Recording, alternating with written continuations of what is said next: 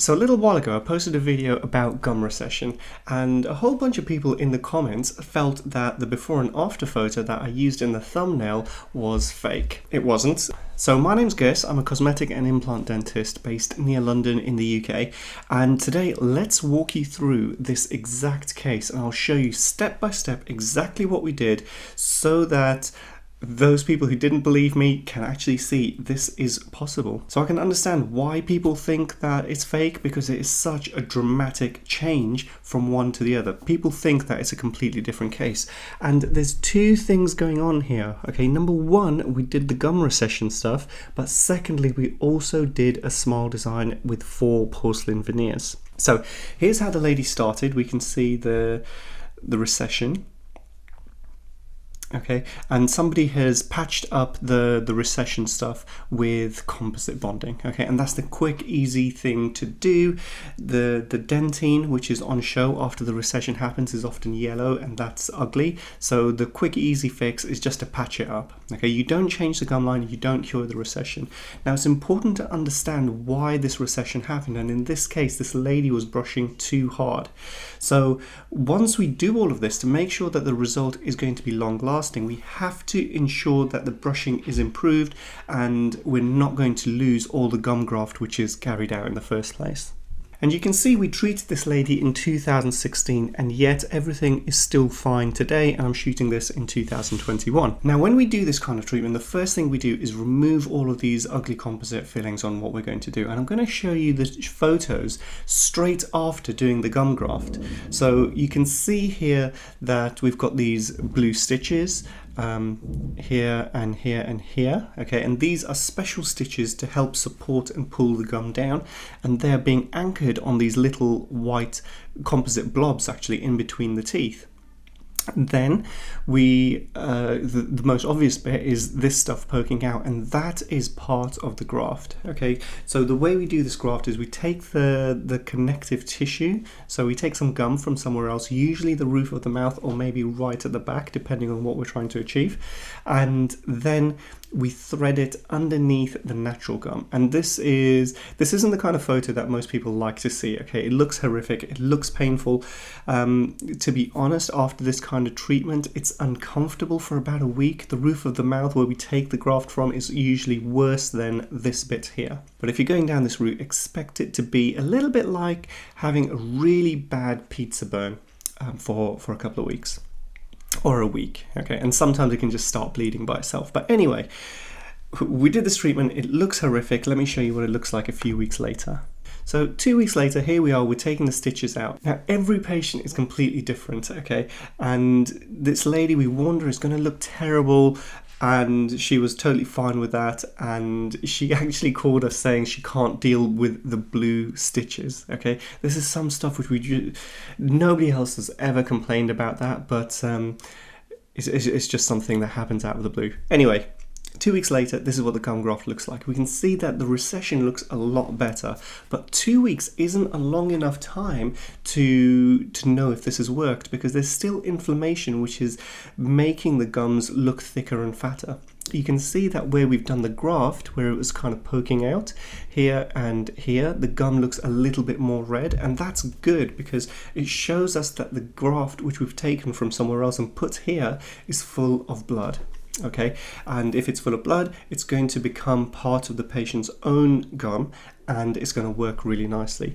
Now, in these photos, we're looking at a vertical drop in the gum, okay? The gum has receded up and we want to bring it back down. But in reality, we also want to increase the thickness, because if we can increase the thickness, we know that the gum graft is going to be successful in the long term, combined with the patient's new brushing habits. So a few weeks later, maybe about a month afterwards, we're at this stage, and you can see the gum has shrunk back up from the previous photo that I showed you, but the gums are still a million times better from where we started off originally. And now it's time to improve the look of all 4 of these teeth, and we're going to do that with porcelain veneers, and we're going to laser contour the gum. Okay, so we've built gum up, but we're going to do finishing touches with the laser just to sculpt the gum and get it as symmetrical as possible. Now, I want to draw your attention here. This is an old crown, and the gum here is higher than it is on the other side. This we wouldn't be able to rebuild because the tooth has been almost prepared all the way up here.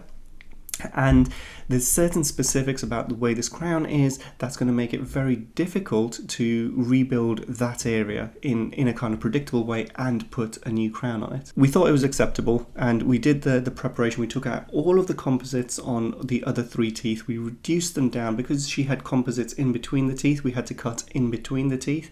So we've got almost what we call a 3/4 veneer, okay, a veneer that wraps 3/4 of the way around the tooth. And this one here is the old crown, and she's had what we call a post put inside the root of this tooth, and that all looks fine. So you can see that the gums are a little bit black here, so that tells you that I've used a laser to contour the gum, and the laser, it essentially just burns a little bit of gum away, so we can get a much more symmetrical gum line all the way across. And we want the highest peak of the gum not to be in the middle of the tooth, but a little bit towards the back of the tooth, and we want that symmetrical. This little V is really important to get that exactly symmetrical right in the middle of the mouth. When you're thinking about aesthetics, you want to get the center of the smile being as symmetrical as possible, but as you move out sideways, the symmetry becomes less and less important, which is why I think we're going to get away with this gum being much higher than this gum here. Now, when it comes to getting the color of the veneers right, because we've got the teeth underlying are all slightly different colors, especially this one with the post, we have to tell the lab what color is underneath the crowns or the veneers, because there's going to be an element of show through and the lab needs to compensate for this. So we take a photo with what we call a shade tab, so the lab can see the difference in, we call it the stumps. Okay, so this is a stump shade tab, and it just helps us get a much more accurate end result. And if you've seen my other veneer videos, you'll know that the first thing we do is build everything up in a temporary material first, and this is what the lady's temporary smile looks like. So we've used what we call composite material. And just to build this up, I do it all freehand in the chair in one sitting. So all these photos are all taken in one sitting. And the patient leaves with what I think is a decent looking smile. Now, the patient has an opportunity to go home, check it out. If they want to add length, increase curvature, or anything like that, they can do this in the temporary stage.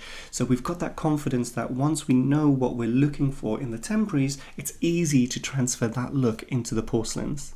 So we got to the stage where she was super happy with the look of the temporaries, and we had the final porcelain veneers made. So you can see the veneers here, super ultra close-ups, and I want to show you these photos because you can see the color variation in these veneers, the texture.